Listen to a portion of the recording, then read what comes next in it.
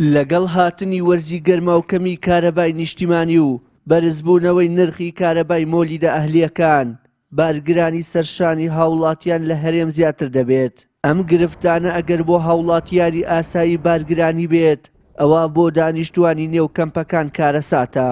لەو چوارچێوەیەدا پەنابەرانی نیشتەجێی کەمپی عەربەت لە نزیک سلێمانی داواکارن خزمەتگوزاریە سەرەتاییەکانیان بۆ دابین بکرێت تا کەمێک لە دەستە پوتۆز و ناڕەحەتیەکانی وەرزی گەرمای دەشتی شارە زوور بحەوێنەوە.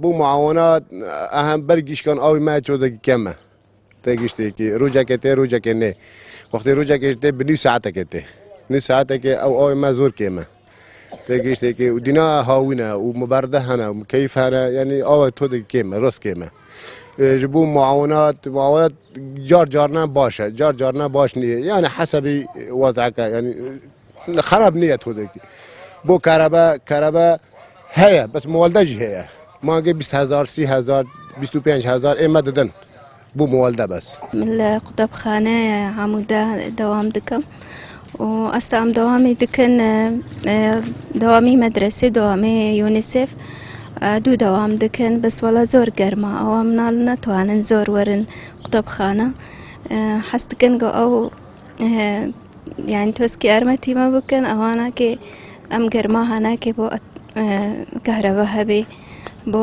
کارەبن دەوام بکەن. بەڕێوەبەری کەمپی پەنابەرانی عەربەت سەرجەم ئەو زانیاریانە ڕەت دەکاتەوە کە باس لە خراپی ژیانی پەنابەران دەکەن و ڕای دەگەیەنێت. بەشێک لە خزمەتگوزاریەکانی نێو کەمپەکە لە شوێنەکانی دەرەوەی کەم باشترا. هاوکات ئەوەشی نەشاردەوە هاوکاریە نێو دەوڵەتیەکان بەراورد بە ساڵانی ڕابردوو سنووردار بووە. ئەمەش ئاستەنگی بۆ ئەوان دروست کردووە. ئەتوانین بڵین تا ئاستێکی زۆر باش سەرجەم خزمەتگوزاریەکانی بۆ دابین کراوە وەکو شوێنی نیشتەجێبوون ئاو کارەبا خوێندن بنکەی تەندروستی ئەتوانین بڵین پەنابەران ئێستا لەم کەمپەیە ژیانێکی زۆر ئاسایی بەڕێ دەکەن وەکو خەڵکێکی خانەخوێ بگرە هەنێ خزمەتگوزاری لە خەڵکی خانەخوێش باشتر. بێگومان هیچ کەمپێک بێکەم و کوڕی نابێت ئەم کەمپەش ڕاستە خزمەتگوزاری زۆر باشی بۆ دابین کراوە بەڵام لەبەرەوەی لێرە لەم کەمپە خەڵکێکی زۆری تایە نزیکەی 10,000 نەفەر لەم کەمپەیە ئاژین خزمەتگوزاریەکان تا باشتر بکرێت ئەتوانی ژیانێکی باشتر و خۆشتر بۆ پەنابەران دابین بکەین بۆیە من بەڕاستی لێرەوە داوا لە ڕێکخراوە دەوڵەتیەکان دەکەم کە ئەو هاوکاریانەی لە ساڵانی پێشووە هەیان بوو بەردەوامی کەن زیاتری کەن چونکە بەڕاستی فەند و بودجێ ڕێکخراوەکان بۆ حکوومەت و بۆ پەنابەران و بۆ ئاوارەکانیش زۆر کەمی کردو تەنان هەنێ ڕێکخراو هەر